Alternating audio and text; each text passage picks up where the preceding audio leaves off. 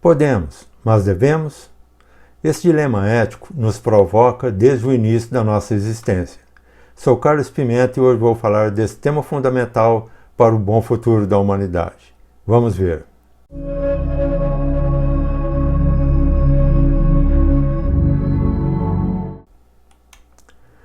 Resumindo, ética versa sobre o que é certo ou errado, bom ou mal, justo ou injusto, legal ou ilegal.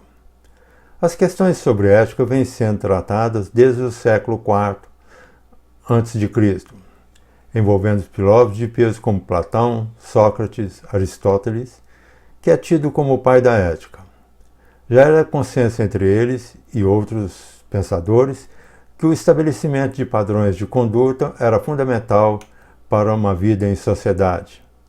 Desde então, esse tema acompanha a evolução da humanidade. Por mais que devesse ser límpido, é na verdade um assunto complexo, pois englobou no seu julgamento conotações que envolvem cultura, local, tempo, religião e interesse de toda ordem. O rompimento da fronteira entre certo e errado tem acontecido em várias áreas de negócios, das ciências e do comportamento humano. Vou me concentrar na área digital. Muitos dos dilemas que veremos a seguir entraram nas nossas vidas e estão presentes no nosso dia a dia. Robôs preconceituosos. Software usado para prever futuros criminosos por inconsistência de programação mostrou preconceito contra a raça negra. Sistemas de seleção de candidatos a ocupações são manipulados para segregarem pessoas em função das suas crenças, gêneros e opiniões. Privacidade exposta. Podemos ser perseguidos para sempre pelo marketing digital. Os interesses comerciais não podem ser mais importantes do que o nosso bem-estar. As empresas de telemarketing digital estão nos conduzindo a consumir produtos específicos. Seus dados compartilhados com o seu consentimento para uma empresa podem estar sendo compartilhados para as outras fontes sem o seu conhecimento. E o blockchain vai garantir nossa privacidade? Roubo de identidade. Os dados de indivíduos e empresas estão sendo roubados para diversas finalidades, como, por exemplo, abertura de contas em bancos. Pirataria. Informações de mídia estão sendo copiadas na integridade ou de forma parcial, criando uma falsa fonte de propriedade intelectual. Ransomware. Cybercriminosos estão bloqueando os acessos ao site de empresas e cobrando resgate para liberá-los. Vazamento de dados. Hackers estão promovendo vazamento de informações de pessoas e empresas para denegrir suas imagens. Prática da concorrência desleal.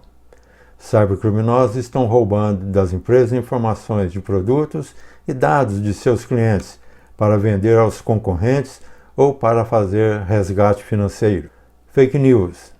Notícias falsas estão sendo amplamente divulgadas com o objetivo de criar desinformação e manipular a opinião pública, gerando grande impacto na sociedade. Vulnerabilidade cibernética. Em função da digitalização de tudo, seus dados colocados em uma empresa são observados por provedores de serviços terceirizados. A falta de 3 milhões de profissionais de TI em todo o mundo torna o gerenciamento de defesas muito frágil. Com o surgimento do metaverso, o valor do comércio de coleções de artes e imóveis digitais, bem como as NFTs, que são os tokens não fungíveis, atrairão mais ainda a atividade criminosa. Ataques cibernéticos aos sistemas dos bancos, hospitais, GPS, controle de tráfego aéreo, serviços de saúde, distribuição de água e energia podem criar caos.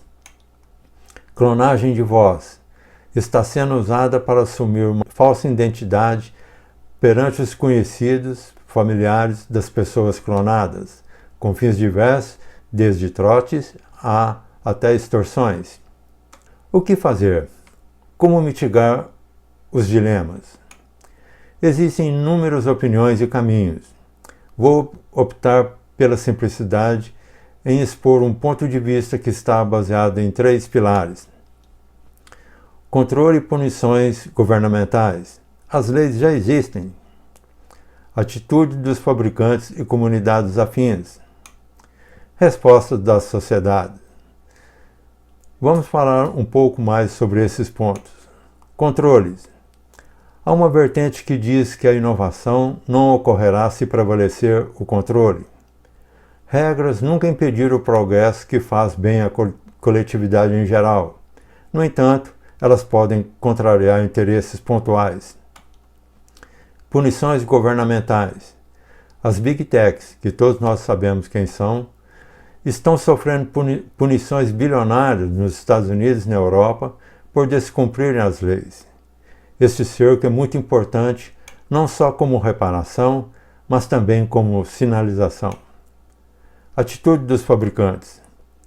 Em função das pesadas multas e também em função do impacto nas suas imagens, as Big Tech hoje não aceitam fazer um trabalho de pronto que possam quebrar a privacidade dos cidadãos e das empresas. Eles passam por um crivo e só são realizados com segurança.